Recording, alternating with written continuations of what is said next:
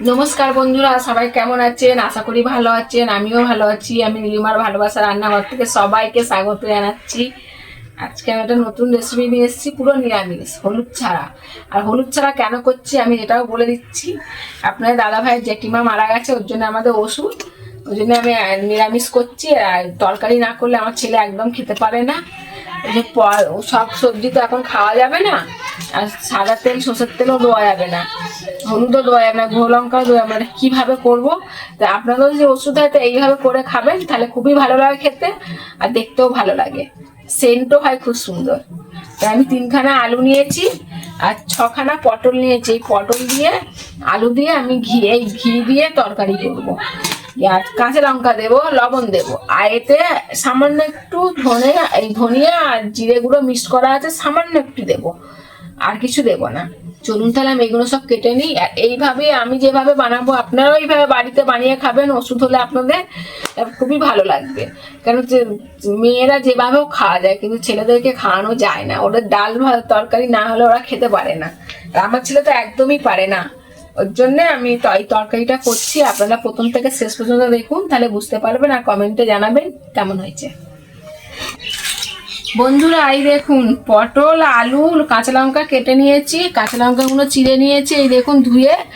আর পটলগুলোও কেটে নিয়েছি, দেখেছি আগে। আর আলুগুলো ডুমো ডুমো করে কেটে নিয়েছি। চলুন তাহলে আমার রান্নাঘরে উনুন জেলে আপনাদের দেখাচ্ছি। বন্ধুরা উনুনটা জেলে দিয়েছি, কড়াও বসিয়ে দিয়েছি, দিয়ে দিচ্ছি।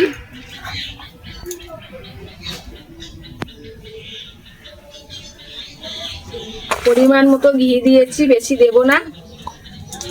হালকা করে পটল আলুটা ভেজে নেব, নিয়ে ধনিয়া গুঁড়ো আর জিরে গুঁড়ো পেস্ট করা আছে, লবণ দেবো, হালকা মিষ্টি দিয়ে তরকারিটা করবো। আপনারা দেখুন, বাড়িতে বানিয়ে খাবেন, সত্যি খুব ভালো লাগে খেতে। ঘি গরম হয়ে গেছে, পটল আলু আর কাঁচা লঙ্কা একসাথে দিয়ে দিচ্ছি,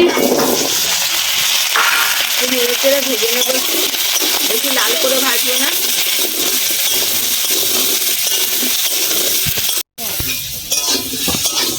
এই দেখুন ভালো করে ভেজে নিয়েছি, আর খুব ভালো করে ভাজিনি।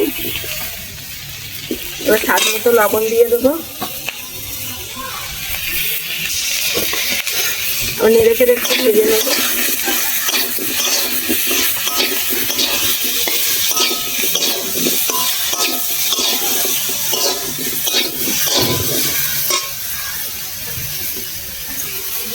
নেড়ে চেড়ে ভেজে নিয়েছি, এবার জল ঢেলে দেবো। আমি 1 ঘটি জল দিচ্ছি, আর একটু দেবো।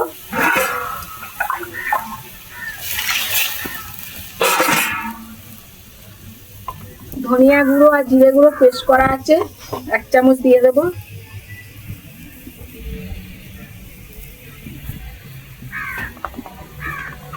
অল্প মিষ্টি দেবো, কিন্তু এখন দেবো না, নামানোর সময়, নামানোর একটু আগে দিয়ে দেবো।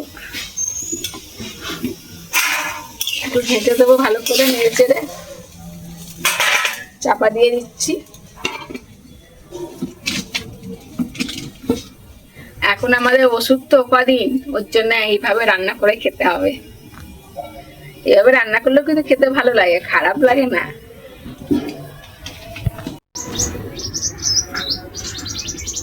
দশ মিনিট হয়ে গেছে। আমি 10 মিনিটের কথা বলিনি আগে, আমি এখনই বলছি 10 মিনিট হয়ে গেছে। ঢাকনাটা খুলে দেখবো, এই দেখুন কত সুন্দর ফুটছে। আর চাপা দেব না, হলুদ ছাড়া তরকারি তো। দেখুন আলু গলে গেছে, জলটা আছে, জলটা একটু মরবে, তারপরে আমি নেড়ে চেড়ে নামিয়ে নেবো। আর একটু ফুটুক।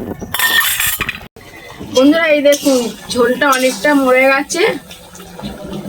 এবার আমি দিয়ে দিচ্ছি অল্প মিষ্টি। নিরামিষ তরকারি তো, মিষ্টি না দিলে খেতে ভালো লাগে না। অনেক মশলাপাতি দিয়ে অনেক রকম ভাবে বানানো হয়েছে।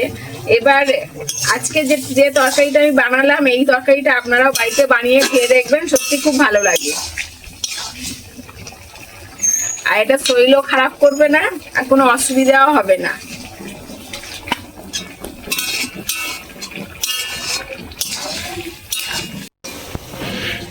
তরকারি রেডি হয়ে গেছে, এই দেখুন মাখো মাখো তরকারি করেছি, পুরো রেডি হয়ে গেছে। আমি পরিষ্কার বাটি নিয়ে নিয়েছি, বাটিতে ঢেলে নেব। তরকারিটা আমি ঢেলে নিয়েছি। দেখুন বন্ধুরা, তরকারি কালারটা হলুদ দিইনি বলে এরকম লাগে, কিন্তু খেতে খুব সুন্দর হবে, ঘি দিয়ে করেছি তো। তরকারিটা পুরো আমার রেডি হয়ে গেছে, ঢেলেও নিয়েছি বাটিতে।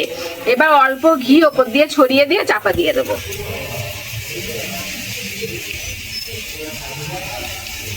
আমি যেভাবে বানালাম এইভাবে আপনারা বাড়িতে বানিয়ে খেয়ে দেখবেন, দারুণ লাগে খেতে।